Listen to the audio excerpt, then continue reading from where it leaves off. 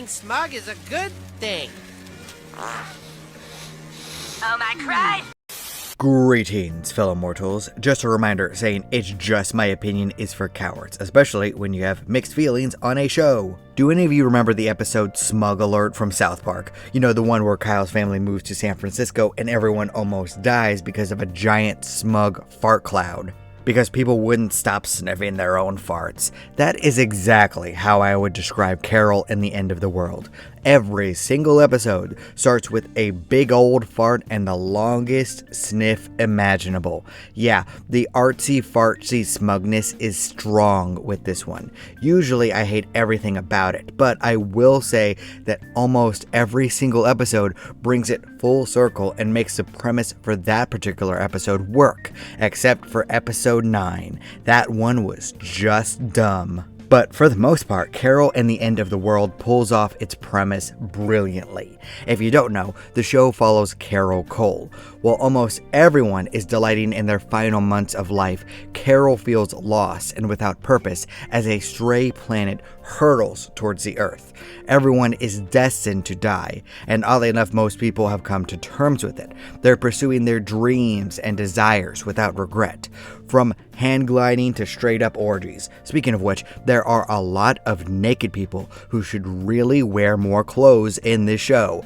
I'm sorry, but it is an undisputed fact that 90% of people should not be nude in public. In fact, most people should be wearing even more clothes. This includes me. You do not want to see my pale ass in public.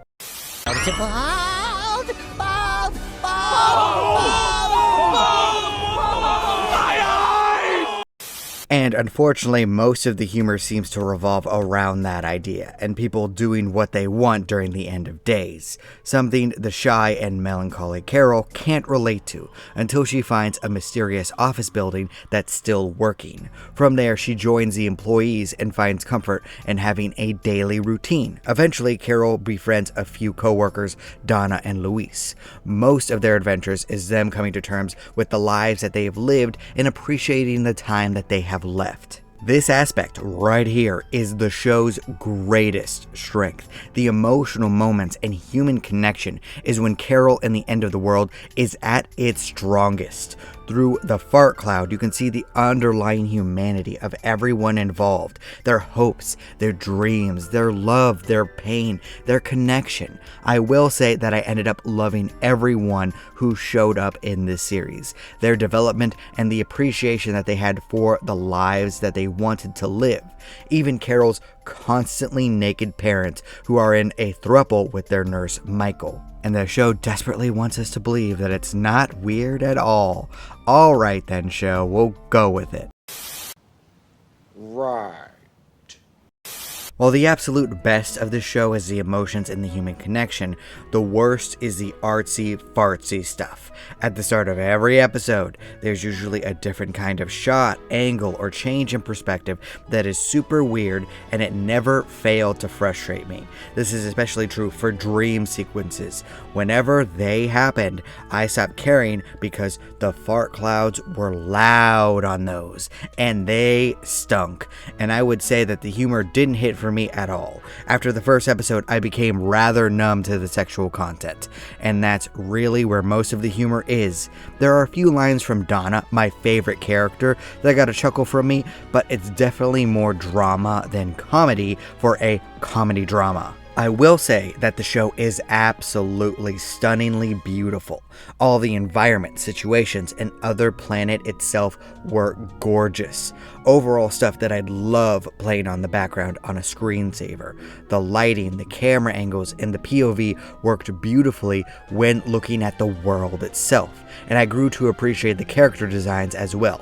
Although I really wish that we could have an adult Western 2D cartoon comedy that didn't always hit their characters with the ugly stick. Sorry, not sorry. There's just something off-putting about these designs. Like, it's definitely way too far off from real life. Just saying. You ever hear the expression, you got a face only a mother can love? That don't apply to you. You are uglier than the devil's asshole itself. If there's one other thing that I have to give Carol and the End of the World over every other apocalyptic tale, it's the fact that it is the ideal apocalypse. There is no threat of Carol being killed before the planets collide. People freak out the first time they see a gun, which is never fired. Chekhov's gun, by the way, people. Learn your tropes when you write.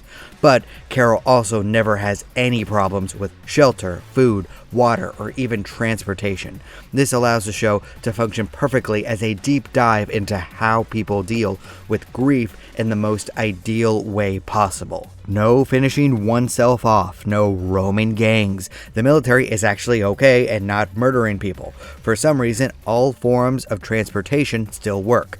Electricity is still going, and basically no one is working. Not going to lie, it made me pause a few times. Do you know how long it would take for the system to fall apart if no one was working? It would be instantaneous. Just truck drivers alone, not to mention the transportation people and the people working with food. And there's no deep dive into humans becoming monsters.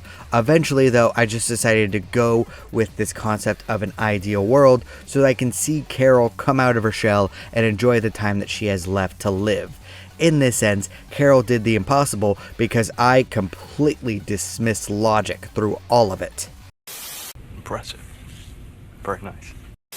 All of this might sound like I hated Carol in the End of the World, but that's not true. I ended up liking 9 out of 10 episodes. I appreciated what they were going for, and I even liked the ending even though it really didn't end. Still a few months away from the end at that point, but you assume things would march on until everything blows up. Would have been nice to see that part of it, but I have an imagination. I can see it happening in my own mind. Yay for the power of fanfiction. But if there's one thing that I really like about Carol in the End of the World, it would be the sense of reflection. Who are you? What do you want? Do you value the people around you? Are you just distracting yourself until your end? Are you living with the least amount of regrets possible? Are you being true to yourself? Did you do what you had to or just what you wanted to? Is it more important to be happy with yourself or seek the approval of what other people want? Those questions are asked, and it feels like Carol finds her answer in the end. This aspect was beautifully done. Is this a good show or is it a great show? I can't really tell you that. My opinion fluctuates every minute.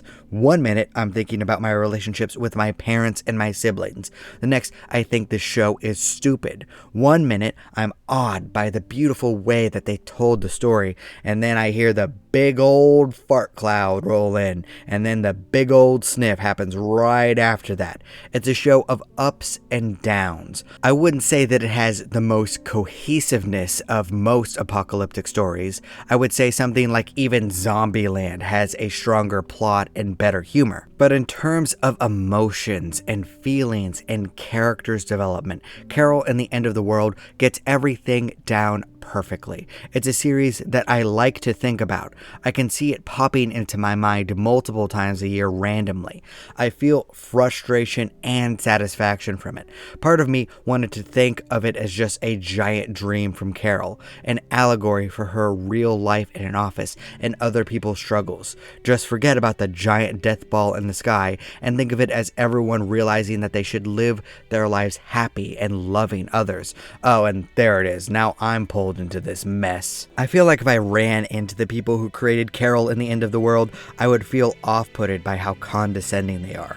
Like, they think they're better than me and they want me to know it, but then after a few minutes of talking, we would start to get along and find some common ground, where we would talk about philosophy and storytelling and writing.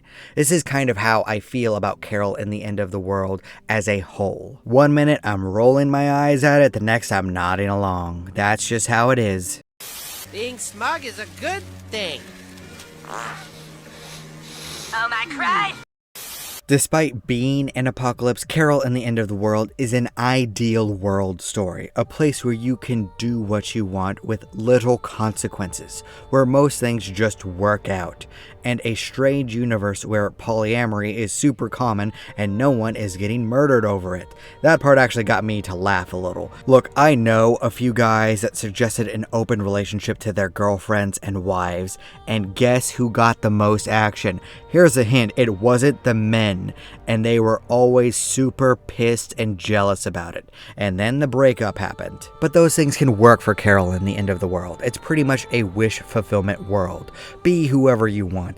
Do whatever you want to do. Free love, free products, free everything. But I swear, I would love a sequel series where the disaster just went away and everyone had to pick up the pieces of what they destroyed. A shattered economy, broken homes, ruined relationships, starvation, a military dictatorship. Now that would be hilarious to watch. You're welcome to disagree with all this. That's fine. After all, everyone is entitled to their objectively wrong opinion. And here we are, the end of the universe. Hey, do you like stories about an interconnected world? Then consider giving my LPCO books a try. They are all connected in some way, but you can jump in at any point, unless it's a series. Then you have to start at the beginning. But I got 3 books out right now and 3 coming next year. You will not have to wait long for content. Either way, thank you. I appreciate you. Do not despair.